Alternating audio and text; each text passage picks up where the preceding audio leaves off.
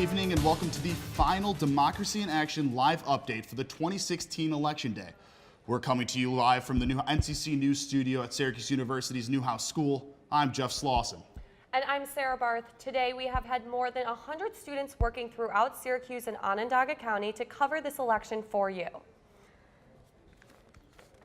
First, we're going to start off with the status on some of the races here in New York. For the Senate race, Chuck Schumer has officially won re-election for his 4th term. With this win, Schumer is expected to become the Senate Minority Leader following Harry Reid's retirement, with Republicans holding a strong chance of maintaining their Senate majority. And as for the 24th district of the congressional race, we still are awaiting results on that contest between Democrat Colleen Deacon and incumbent John Kakko. Due to recent polling, Kakko is expected to keep his seat. The latest Siena poll taken on October 20th had Kakko leading Deacon by 23 points.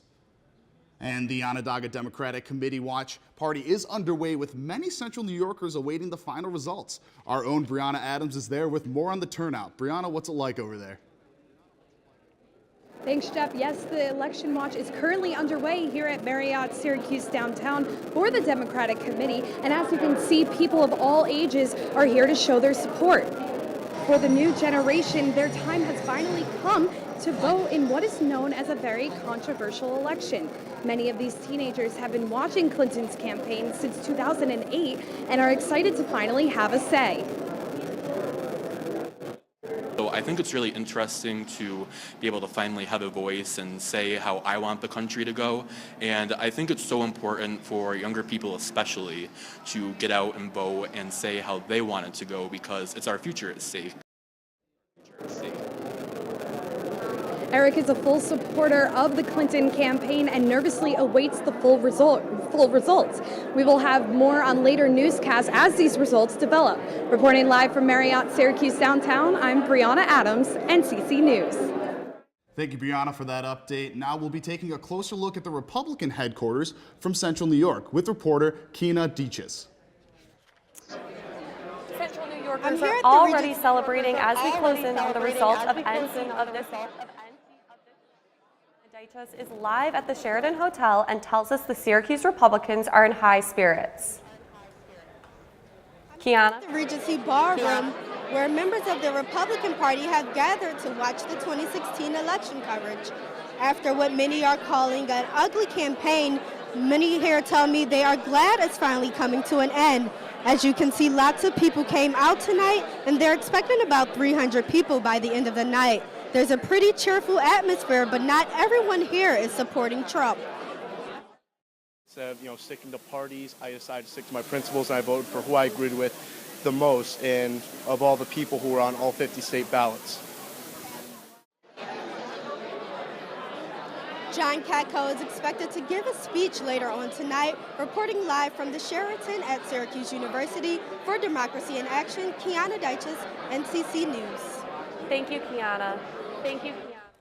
And with 44 states having closed their polling as of 10 o'clock, we are seeing Donald Trump with a 137 to 104 lead over Hillary Clinton. This gives Mr. Trump a 33 vote lead over Secretary Clinton. There have been no shocking states thus far. However, as some states that finished voting over an hour ago, such as Florida and Ohio, have still yet to reveal a final result. These two states have the power to really control the election, and the latest polls show Mr. Trump with a slim lead in both Florida and Ohio. And Republican voters are at the Met Club in Manhattan, where Republican congressional and Senate candidates are gathering. NCC News reporter Jackie Mundry is also heading to the Met, and she joins us live with more. Jackie?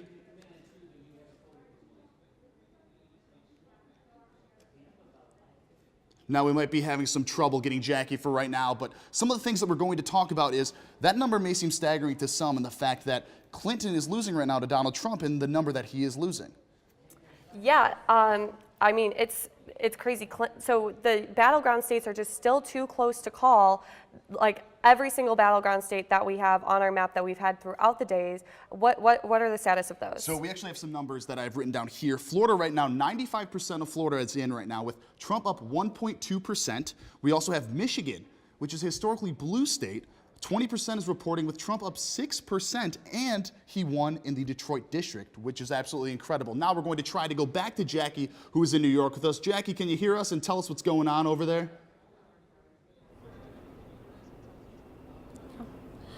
Although the streets are quiet, there is nothing quiet about New York City tonight. Behind me is the Metropolitan Republican Club, where the members of the GOP party are inside awaiting election results. Some of the members inside are rooting for all the GOP candidates, including Wendy Long, who just found out when there were groans inside when Chuck Schumer was re-elected as Senator of New York.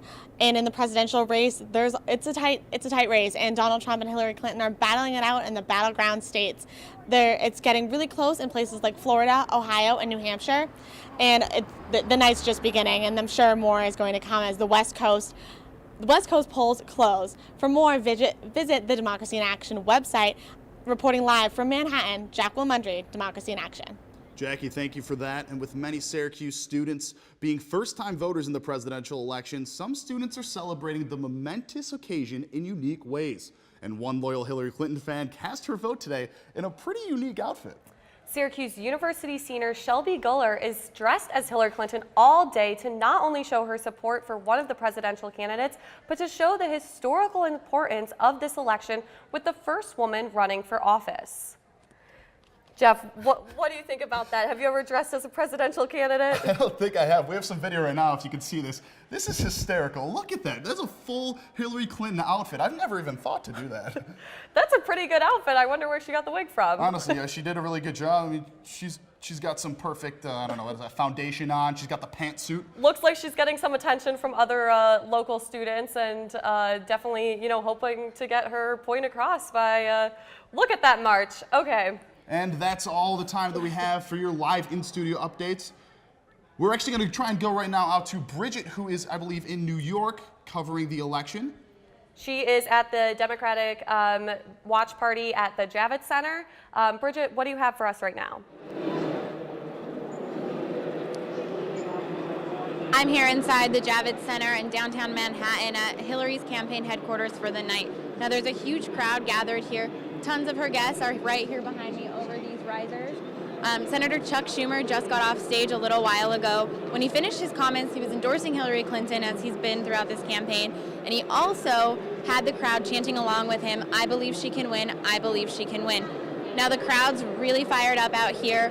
Anytime they call a state for Donald Trump, you hear nothing but boos, but anytime anything is called for Hillary Clinton, tons of cheers. The energy's really high, so everyone here is just anxiously waiting for the results to keep rolling in. Now again, we did talk to some of the campaign staff here, and there's no word yet on when Hillary Clinton will officially be arriving at the Javits Center. We'll keep you updated on that throughout the evening as the election goes on our Democracy in Action website online and on Twitter. Back to you. Thank you, Bridget.